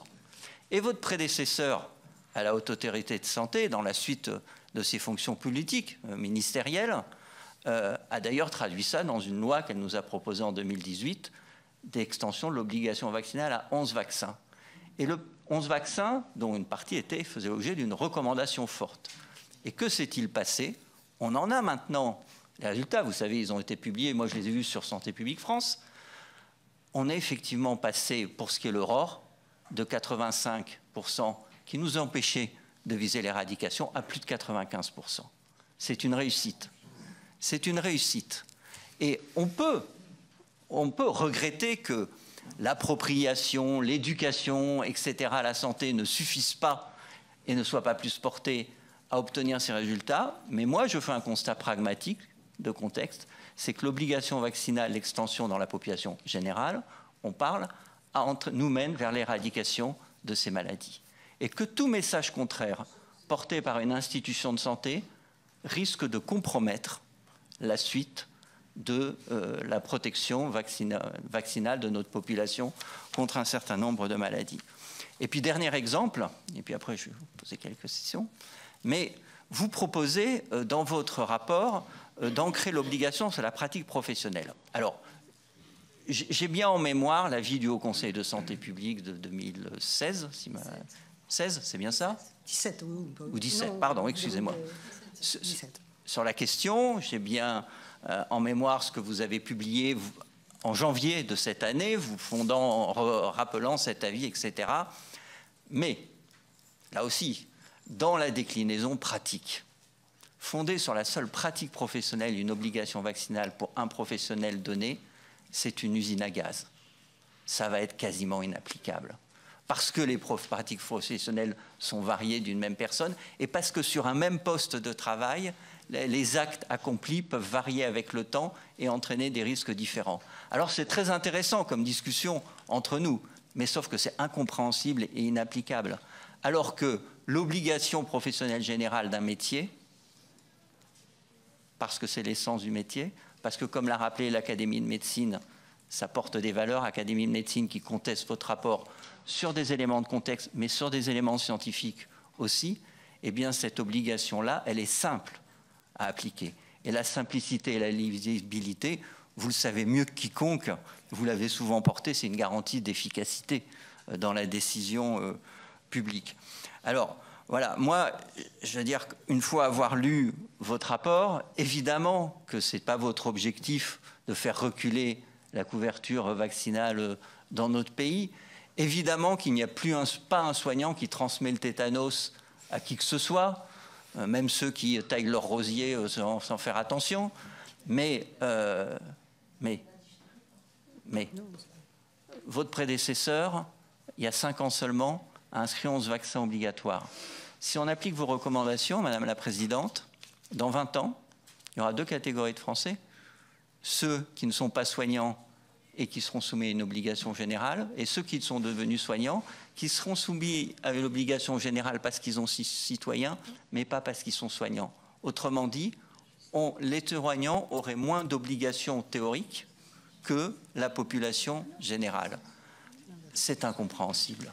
Je vois bien les résultats, je vois bien la démarche qui a été celle de votre rapport, mais je vous le dis en tout respect, c'est incompréhensible. Et moi, j'appelle la Haute Autorité de Santé à... Je sais que vous avez procédé à un travail très important, mais des sociétés savantes non moins importantes mettent en cause, critiquent, la Société de pathologie infectieuse française, enfin je ne vais pas citer, la SFPT, etc. Je ne reviens pas sur l'Académie de médecine. Est-ce que ce rapport est bien au fond bien fondé et tout à fait opportun?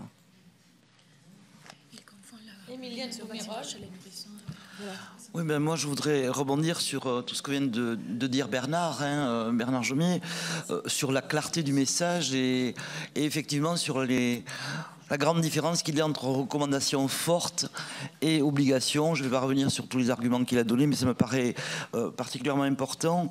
Et en particulier dans votre avis sur ce que vous venez de publier par rapport au Covid, si le message n'est pas clair, et je trouve que c'est le cas, comment vont être acceptées ces décisions par rapport à l'obligation vaccinale des soignants? Comment vont être accueillis maintenant dans les services ces gens qui ont été suspendus pendant 2 ans et qu'on va réintégrer? Comment ils vont être acceptés par leurs collègues qui, eux, ont suivi les obligations vaccinales? Et comment voulez-vous que ce soit clair par rapport, j'allais dire, à tout...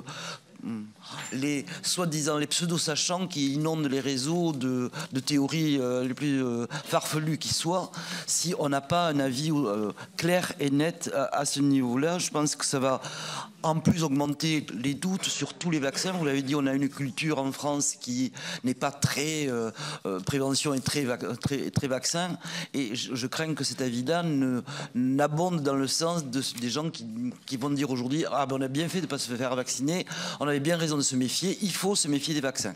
Je pense que ça ne va faire qu'augmenter cette réticence, et que je trouve que c'est pas le moment, et pas simplement par rapport au Covid, mais par rapport à tous les vaccins qu'on a pu citer sur la coqueluche, sur le méningo, enfin, etc., sur l'HPV, etc., etc. Ma deuxième remarque, elle porte sur l'accès précoce. Alors, c'est vrai qu'on a modifié les textes chaque année, qu'on appelle l'accès compassionnel, mais aujourd'hui l'accès précoce. Mais c'est vrai qu'à l'HAS, alors les 510 jours, oui, c'est cité sans arrêt, parce qu'il semble que ce soit quand même une réalité, quoi que vous puissiez en dire, par rapport je dirais ne serait-ce qu'à l'Allemagne, par exemple. Et je me souviens d'une audition de l'INCA en particulier qui comparait avec l'Allemagne. Et c'est vrai que vous demandez souvent un comparatif, mais dans la mesure où c'est un médicament innovant, ben, la comparaison elle est difficile. Et que effectivement, il faut prouver qu'il y a une ASMR, mais il me semble quand même que sur l'année dernière, on a mis la possibilité d'examiner en vie réelle, c'est-à-dire que d'attendre 1 an pour voir si effectivement, mais en attendant de donner un accès précoce à ces patients qui ont des pathologies très lourdes. Et je voulais juste revenir sur la maladie de Charcot et sur l'accès à quelque chose dont l'efficacité n'est pas actuellement prouvée effectivement au niveau du Charcot, mais où il y a beaucoup de recherches sur les thérapies avec le transfert de sels, et où on a des refus pour l'instant donc d'accès à ce type de traitement, alors que dans certains pays ça a été accepté. Et certes, on n'a, je dirais, pas de preuves scientifiques grandes dans ce domaine-là, mais quand on a des pathologies de Charcot dont on connaît, j'allais dire, la durée de vie estimée en moyenne et le peu d'espoir qu'ils ont, j'ai eu contact dans les derniers jours avec un patient de 37 ans, donc c'est particulièrement jeune pour un Charcot, mais quand même, qui est décédé et qui n'a pas eu accès à ce traitement, et c'est difficilement compréhensible pour la famille. Voilà, donc enfin, c'est un cas particulier, mais je crois que sur l'accès précoce, il faut aussi qu'on réfléchisse, et je suis d'accord avec vous sur le fait de mettre les médicaments, c'est une demande régulière des hôpitaux de mettre sur la liste en sus, parce qu'effectivement, sinon ils le prennent sur le budget de l'hôpital, et ça grève leur budget, ce qui n'est absolument pas normal. Katia Borsopoli a dû partir. Elle avait une question, c'était sur le remboursement du méningocoque B, mais vous avez dit que c'était remboursé. Et c'est du 100% les remboursements? Les remboursements, c'est de 100%. 70. On va regarder. Peut-être 70 plus la mutuelle. 70 plus la mutuelle. Très bien. Je vous laisse répondre à ces questions. Alors, de très nombreuses questions. D'abord, syndrome du bébé secoué, qui est quelque chose d'assez terrible et très compliqué. Alors, il y a deux versants dans cette question. Il y a le versant médical, je dirais, et un versant juridique. Nous ne sommes en aucun cas compétents pour juger de la responsabilité de telle ou telle personne.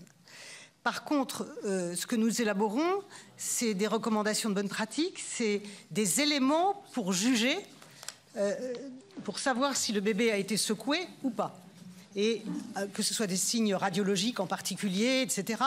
Trouver dans la littérature et dans le consensus professionnel, comme nous faisons toujours, des fortes présomptions. C'est jamais totalement 100% en médecine, mais enfin quand même, il y a des signes qui, en particulier par leur multiplicité, etc., des tableaux qui correspondent à ce qu'on voit dans les bébés secoués, et puis d'autres éléments qui font penser que ce n'est pas ça, que le bébé peut avoir une maladie rare qui le rend particulièrement susceptible, etc. Donc c'est vrai que c'est extrêmement compliqué pour les familles, hein, on le voit, parce qu'il faut... Le juge, lui, il a jugé d'un acte criminel, je dirais, alors que nous donnons des recommandations. La littérature continue à progresser et l'imagerie progresse aussi beaucoup et les signes sont de plus en plus spécifiques, je dirais. C'est pourquoi nous revoyons régulièrement ces recommandations.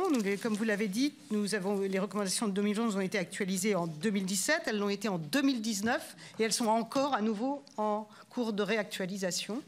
Elles ne changent pas le fondement, hein, c'est-à-dire mais elles sont de plus en plus précises, de plus en plus fines, de plus en plus précises sur les tableaux qui correspondent aux signes que l'on voit dans un bébé secoué. Donc ça, c'est comme tout le reste, chaque fois que les données évoluent, eh bien, nous faisons évoluer nos recommandations pour être au plus près, et quand c'est un sujet aussi sensible et aussi dramatique, eh bien, nous le faisons plus souvent. Mais nous venons d'adopter un plan d'actualisation des recommandations parce que c'était un reproche des professionnels qui disaient « mais attendez, la médecine évolue tellement vite que vous aviez raison à telle date, telle année, mais que 3 ans après, 4 ans après, 5 ans après. » Donc nous venons de mettre en place un plan de collaboration avec toutes les sociétés savantes pour faire un système d'alerte et de priorisation. Nous ne pouvons pas tout réactualiser en permanence. Il nous faudrait beaucoup plus de personnel, mais au moins pour choisir. Alors nous, en autosaisine, nous réactualisons déjà beaucoup de choses. Là, le bébé secoué, l'Alzheimer, l'autisme, on reprend les recommandations autisme cette année, l'année prochaine, etc. Nous réactualisons, mais nous pensons que l'input des professionnels et des associations de patients peut nous alerter sur des... Donc nous avons mis en place tout un dispositif de réactualisation plus organisé, plus structurel des recommandations. En tout cas, sur ce point-là, nous sommes encore en train de travailler sur le sujet. Le sujet était plus largement des recommandations remises en cause. Alors, c'est comme toute construction, la HAS, c'est une fabrique à consensus, avec des méthodes qui sont reconnues sur un plan international, que nous ne sommes pas du tout, nous n'avons pas inventé, que nous ne sommes pas les seuls à faire, et c'est difficile le consensus dans les époques qui courent. Je peux vous dire que c'est peut-être presque le plus difficile à obtenir. Et donc, voilà, ça nécessite toute une procédure. Nous avons des méthodes, par exemple, sur une recommandation. Parfois, quand c'est très, très controversé, comme l'autisme, on fait des processus de recommandation formalisés, avec des groupes de relecture, de cotation indépendants des groupes qui proposent, des groupes de relais, etc.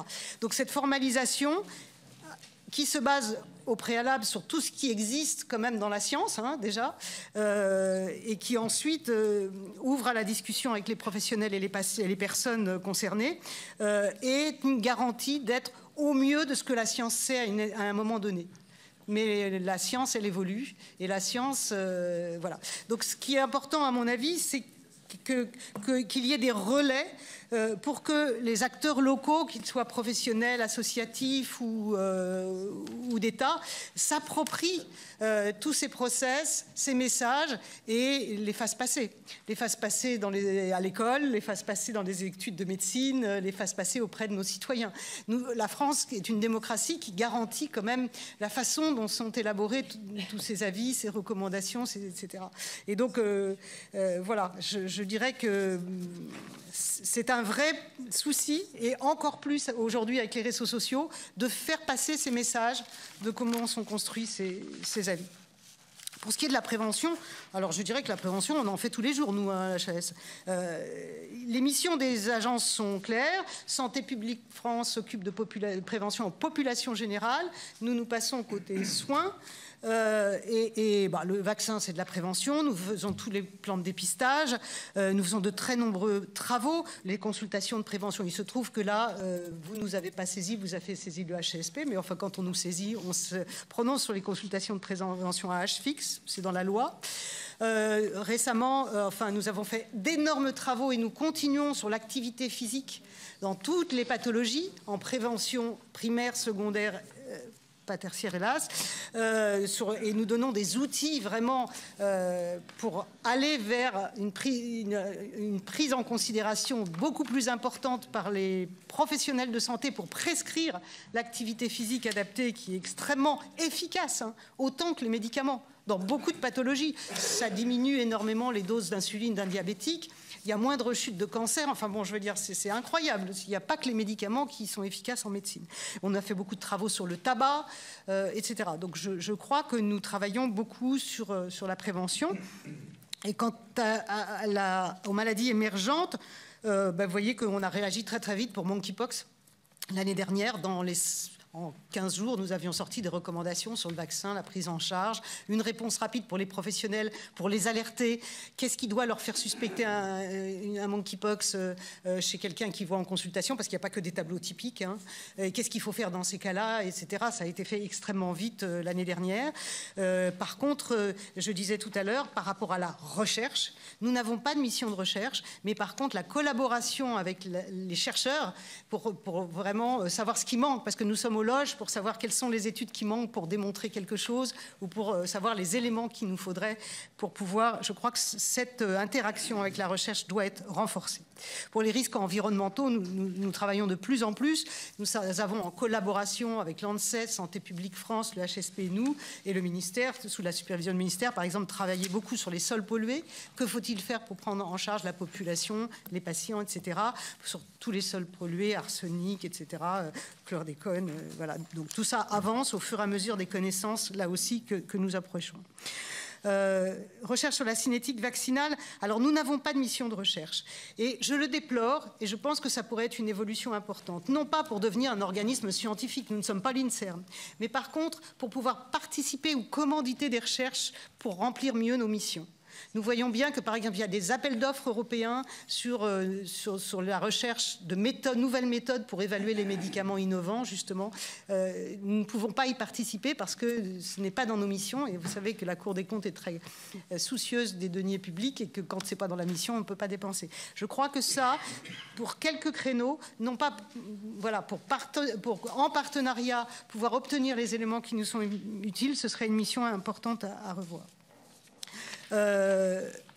La collaboration avec les médecins du travail, elle est extrêmement importante chez nous. Vous avez totalement raison. C'est une obligation d'immunisation que nous avons pour les professionnels. C'est-à-dire que s'ils ont eu l'hépatite, ils n'ont pas forcément besoin de se vacciner, etc. Et ça, les médecins du travail ont des rôles importants à jouer. Ils font partie de tous nos groupes de travail chaque fois qu'ils peuvent l'être. Ils font partie de nos experts. Nous travaillons beaucoup en labellisation aussi avec eux. Enfin bon, il y a un partenariat qui est très important pour eux.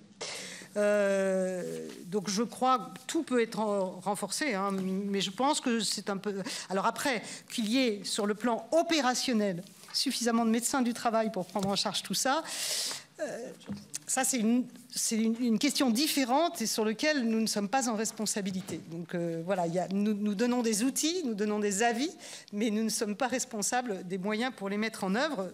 Nous pouvons parfois nous alerter des moyens, et nous l'avons fait dans une lettre ouverte du collège l'année dernière, où nous nous sommes inquiétés. Hein, c'était la première fois que ça arrivait que le collège prenait une position. Nous n'avons pas de mission d'évaluation des politiques publiques, pas du tout. Nous, par toutes les remontées que nous avions, nous nous sommes inquiétés de l'état du système de santé. Nous avons fait quelques propositions dans cette lettre ouverte.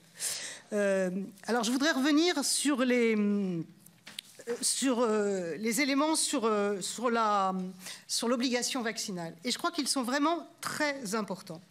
D'abord, je crois qu'il faut totalement distinguer la vaccination en population générale, où tout le monde est égal, et la vaccination obligatoire pour certains citoyens français en fonction du métier qu'ils exercent. La HAS a préconisé la population des bébés, et nous sommes totalement en phase avec cette obligation vaccinale des petits. Pour nous, elle n'est absolument pas en contradiction avec notre avis. Pourquoi ? Les professionnels, c'est une catégorie de citoyens à qui nous imposons quelque chose, une obligation, donc nous leur ôtons une liberté, je dirais, et ça doit être parfaitement justifié, et pas en fonction d'une stratégie globale de santé publique, en fonction d'une maladie particulière. D'ailleurs, c'est pour ça que un des critères, c'est que ce soit une maladie grave auquel sont exposés les professionnels, etc. Donc, ce n'est pas un principe. On n'oblige pas les soignants à se vacciner pour un principe. Peut-être que le CCNE dira que sur un plan éthique, purement éthique, il faut augmenter les obligations vaccinales. En tout cas, sur un point de vue médical, il faut que ce soit justifié, à la fois par la maladie, par l'épidémie, par le risque encouru soit par les professionnels, soit le risque qu'ils font encourir à leurs patients. Et ça, ce sont des éléments strictement médicaux et scientifiques.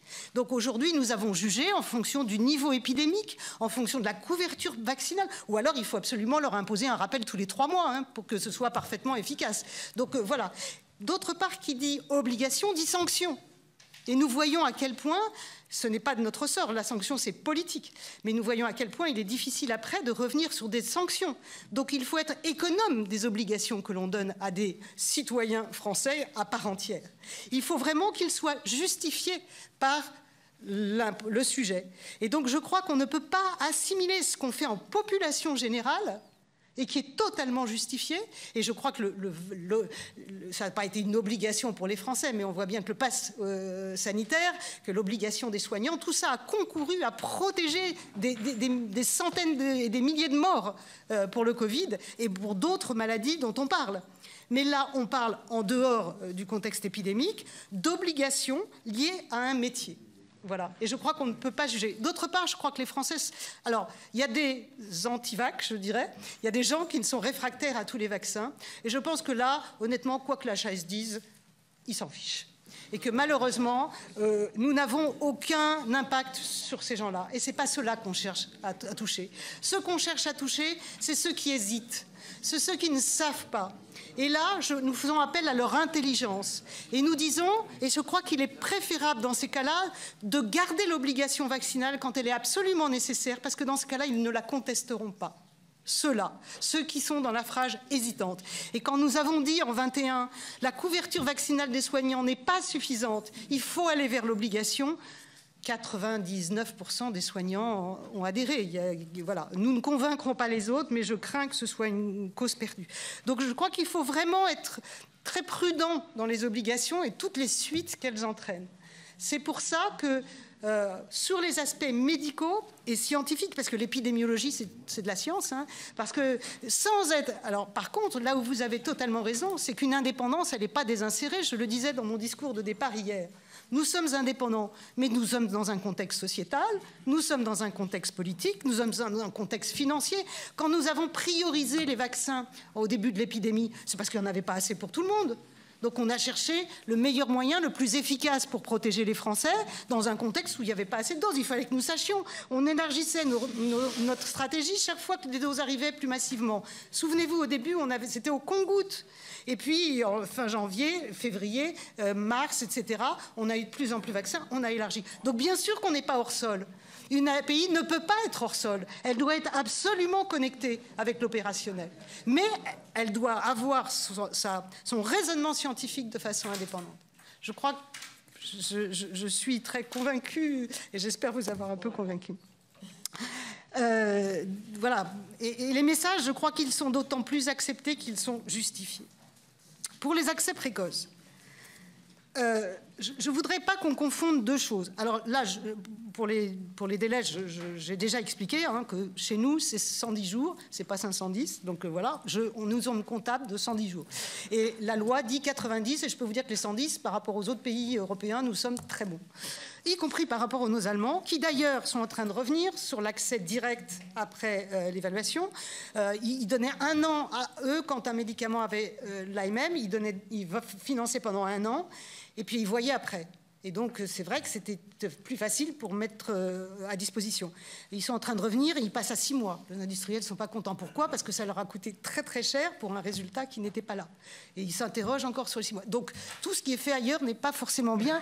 Nous essayons de rendre un équilibre entre ce qui est bon pour le patient, et c'est notre préoccupation de tous les jours à l'HAS, et puis ce qui est faisable, parce que ce que nous donnons aux industriels des médicaments, nous ne le donnons pas à l'hôpital ou à un dépistage. Donc nous avons, à moins que vous nous disiez que le budget de la santé n'est plus voté de façon démocratique, il y a un budget qui est limité, et donc nous devons penser au mieux là où nous mettons nos finances, parce que sinon, dans une enveloppe contrainte, eh bien, on le prend ailleurs. Donc voilà. Alors je voudrais revenir sur la vie réelle et le conditionnel. Oui, nous n'arrêtons pas de prendre en compte les données en vie réelle. Et nous avons élargi, il y a déjà 3 ans, notre doctrine, 2 ou 3 ans, pour dire que le premier élément, je vous dis qu'il y a 2 critères. Il y a celui qui dit oui pour le remboursement, SMR. Eh bien, il est devenu possible de le donner en conditionnel. C'est-à-dire, après une AMM conditionnelle, on peut faire un SMR conditionnel. Et donc, la mise au remboursement, l'avis pour le remboursement est conditionnel. Et nous disons à l'industriel, voilà les données qu'il nous faut dans 1, 2 ou 3 ans. Revenez, à ce moment-là, votre dossier sera réévalué, avec une obligation de données et de retour. Donc, ça existe déjà. L'ASMR 5, c'est autre chose, c'est la quantification d'un bénéfice pour déterminer un prix. Alors évidemment, les industriels vous diront que le prix n'est pas aussi important que ceux qu'ils souhaitent. Mais ça, c'est une question de négociation du prix. Voilà. Le SMR conditionnel existe aujourd'hui et il est utilisé. Est-ce que maladie de Charcot. Je ne sais pas si on a travaillé sur la maladie de Charcot, là vous me prenez de court. Ah oui, les thérapies cellulaires. Les thérapies cellulaires aujourd'hui, elles sont dans ces maladies neurodégénératives, c'est de l'ordre de la recherche. Ce n'est pas du tout encore de l'ordre de l'évaluation pour la prise en charge. C'est-à-dire que là, c'est vraiment à l'INSERM, c'est dans les autorisations de recherche, etc. Mais il y a énormément de travail sur les thérapies cellulaires. Ça fait vraiment une partie des innovations très importantes qui sont en train d'arriver, mais aujourd'hui dans le cerveau, dans les maladies dégénératives, elles ne sont pas encore voilà, au stade d'un dossier industriel. Donc je ne peux pas vous dire davantage que oui, il faut favoriser la recherche là-dessus. Que dire d'autre? Je crois que c'est... Voilà, Merci, madame. En tout cas, je voudrais vous remercier de l'écoute que vous avez et que vous m'interrogez ou vous interrogez le président de la HAS régulièrement. Je crois que moi j'ai beaucoup apprécié les relations. Je crois que nous sommes redevables devant vous. Vous nous avez créé, nous sommes là pour vous et nous sommes totalement comptables de ce que nous faisons devant vous. Donc je crois qu'il est très important que ce dialogue perdure. Merci beaucoup. Merci beaucoup. J'aurais eu plein de questions à vous poser, mais elles iront à votre successeur, finalement, potentiel sur la qualité, sur la certification, la place de l'autorité dans l'Europe et d'autres questions plus pratiques. Merci beaucoup à vous. Merci beaucoup à vous et tous nos vœux vous accompagnent pour la suite.